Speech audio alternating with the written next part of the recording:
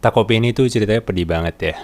Gue baru aja kelar nonton kemarin dan gue sadar kalau Takopi ini tuh menceritakan cerita kehidupan orang-orang yang gak punya siapapun untuk mereka minta pertolongan. Ini tuh sebuah cerita yang cukup realistis menurut gue ya. Karena ketika gue pertama kali nonton episode satunya, apalagi ketika muncul sebuah warning dan ajakan sebelum seriesnya mulai, gue tahu ini bakal menjadi cerita yang pedih.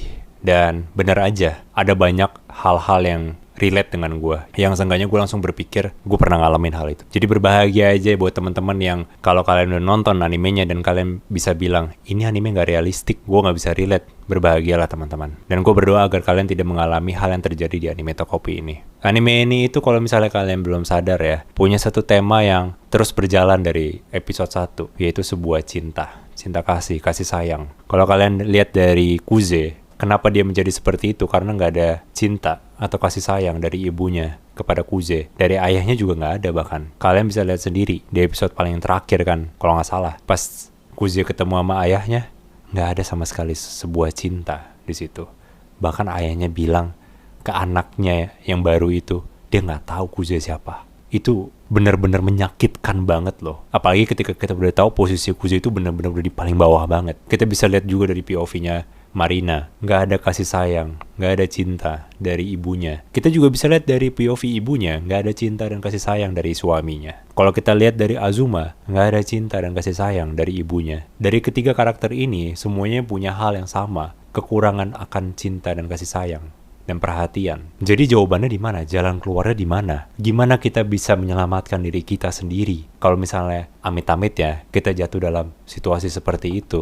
Karena jujur ya teman-teman, gue pernah berada di situasi seperti itu juga. Ya nggak mirip banget kayak Kuze, Marina, sama Azuma. Tapi gue pernah juga berada di situasi dimana gue nggak tahu mau minta tolong sama siapa. Itu mengapa dari ketiga karakter ini gue paling suka sama karakternya Azuma. Karena perjalanan karakter ini tuh punya jawaban di akhir. Dan memiliki akhir yang lumayan indah ya. Makanya jadi di episode 4 itu gue nangis ketika dia berdialog sama kakaknya. Kalau kalian bisa perhatiin di episode 4, dia ini tuh mau melakukan hal yang benar-benar udah kelewatan toh, yang bakal merusak lah seenggaknya kalau misalnya dia nggak cerita ke orang lain atau nggak minta bantuan ke orang lain. Semua beban yang dia rasakan, semua beban yang dia alami, semua disimpan sama dia, nggak dikeluarkan, nggak diceritakan ke orang lain, dan dia berusaha untuk melakukannya sendiri. Karena dari interpretasi gue ya, dia merasa tidak layak untuk meminta bantuan ke orang lain. Dan yang makin parah lagi, dia itu ada overthinking, berasumsi terus, berimajinasi terus. Kalau misalnya dia minta bantuan ke sini, kalau misalnya dia menceritakan masalahnya di sini, reaksi orang-orang tersebut bakal kayak gimana ke dia. Dan semua imajinasi dia itu, asumsi dia itu, reaksi orang-orangnya itu negatif terhadap dia. Padahal itu cuma asumsi dia doang, imajinasi dia doang. Realitanya kita nggak tahu. Dan bener aja kan, ketika dia bayangin apa yang kakaknya bakal bilang ke dia, kalau misalnya dia ceritakan semua masalahnya, kalau dia itu kerja sama Kuze, ngetutupin pembunuhannya Marina, dia beranggapan kalau kakaknya bakal marah-marah ke dia, bakal ngenindas dia, bakal ngejelek-jelekin dia. Tapi ternyata apa? Enggak toh. Di episode 4, malah justru sebaliknya. Kakaknya malah memberikan sebuah cinta, sebuah kasih sayang. Enggak cinta palsu yang Kuze berikan pada Azuma. Gue inget banget kata-kata kakaknya yang bikin gue nangis. But you have me. Lu punya gue. Dia gak peduli mau seberapa bagus nilai-nilai Azuma. Dia gak peduli mau seberapa jelek reputasi keluarganya nanti. Dia gak peduli kelakuan buruk apa yang dilakukan sama Azuma. Apapun yang dia lakukan, dia tetap cinta sama Azuma. Dia tetap memberikan kasih sayang kepada Azuma. Itu semua yang kita butuhkan ketika kita menghadapi situasi yang sulit. Jangan dijalankan sendiri. Jangan dipaksa untuk melakukan semuanya sendiri, mencari solusinya sendiri. Bahkan ketika kalian berpikir gak ada orang lain lagi yang bisa membantu kalian, pasti ada satu, selalu ada satu yang akan membantu kalian, memberikan kalian perhatian, dan mungkin sebuah kasih sayang atau cinta. Walaupun mereka itu bukan dari saudara kalian, walaupun mereka itu bukan dari keluarga kalian, mungkin aja pasti ada yang bisa memberikan hal itu dari orang asing. Dari situ gue menemukan dua pesan dari series ini. Yang pertama itu untuk orang-orang yang sedang kesulitan dalam perjalanan hidupnya, dan satu lagi itu untuk orang-orang yang punya kemampuan untuk membantu mereka yang sedang kesulitan. Pesan untuk orang yang sedang kesulitan itu berupa dorongan agar jangan melakukan semuanya masalah kalian sendiri. Minta bantuan, ceritakan. Kalau misalnya orang-orang dekat kalian nggak bisa kalian ceritakan. Ceritakanlah ke orang asing, minta bantuan ke orang asing, ke orang lain. Lah tapi kan gue curiga sama orang lain, ntar kalau mereka malah melakukan hal yang jahat ke gue gimana? Itu dia pesan keduanya, ditujukan kepada orang-orang yang mempunyai kemampuan untuk menolong mereka yang sedang kesulitan dalam kehidupan. Mendorong kita yang punya kemampuan tersebut agar tidak melihat satu sama lain dari sisi negatifnya, tidak mencurigakan satu sama lain, tidak menganggap kalau orang lain itu ingin berbuat jahat kepada kita, tidak berpikir pesimis kepada satu sama lain, melainkan berpikir optimis, positif kepada satu sama lain, memberikan belas kasih, sebuah cinta dan perhatian kepada satu sama lain walaupun mereka bukan keluarga kita, bukan saudara kita. Kita lihat orang susah, kita bantu mereka, antara kita beri donasi mungkin, atau kalau bisa kita tanyain ada apa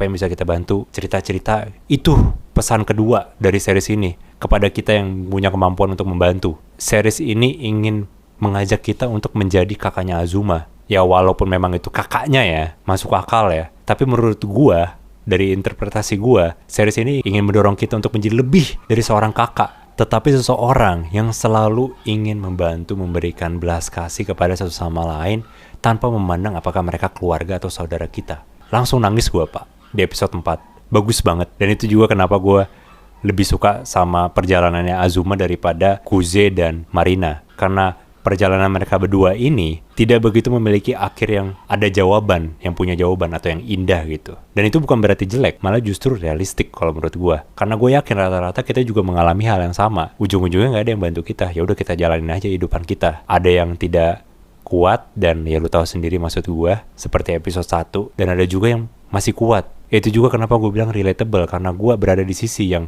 gue masih jalanin. Dan emang gak ada yang bisa membantu gue waktu itu. Dan gue masih jalanin. Gue masih kuat.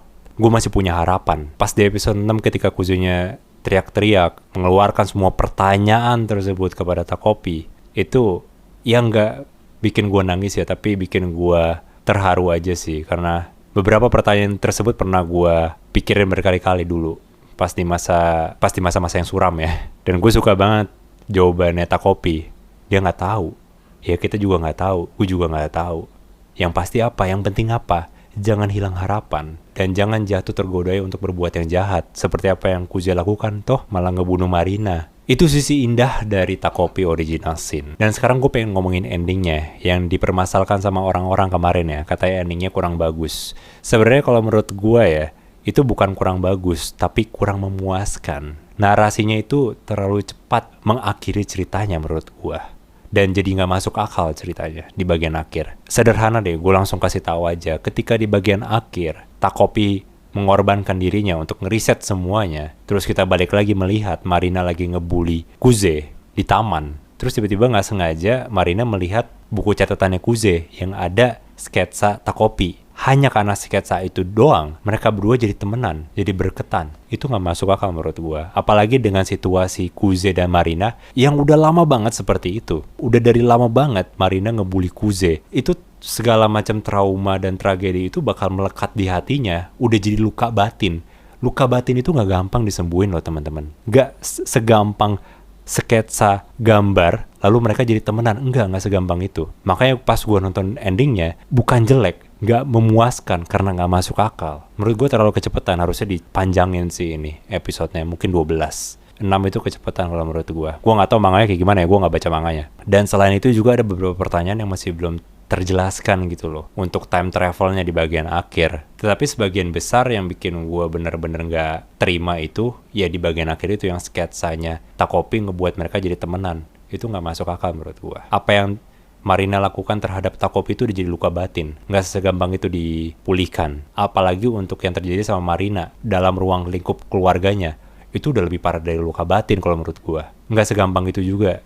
Dendamnya dihilangkan. Dendam dia terhadap Kuze dihilangkan. Segampang ngelihat sketsa enggak segampang itu. Walau memang endingnya kurang memuaskan dan gak masuk akal, tetapi gue bisa bilang anime ini itu mempunyai pesan yang baik banget kepada kita yang sedang kesulitan dalam kehidupan kita, dan juga kepada kita yang punya kemampuan untuk membantu mereka yang sedang kesulitan. Makanya gue kasih rating 9/10. Bukan 8, bukan 7, tapi 9/10. Karena masih memiliki pesan yang kuat untuk mendorong kita melakukan hal yang baik. Dan masih berharap dan berpikir positif. Jangan pernah lupakan teman-teman, 2 pesan yang gue tangkap itu dari Takopi. Kalau misalnya kalian lagi kesulitan dalam kehidupan kalian. Jangan hilang harapan, jangan berpikir pesimis, tapi berpikir optimis. Terus berpikir positif, kalau semuanya bakal baik-baik aja. Karena dalam semua kegelapan itu, pasti ada satu terang. Dan terang itu orang yang akan membantu kalian.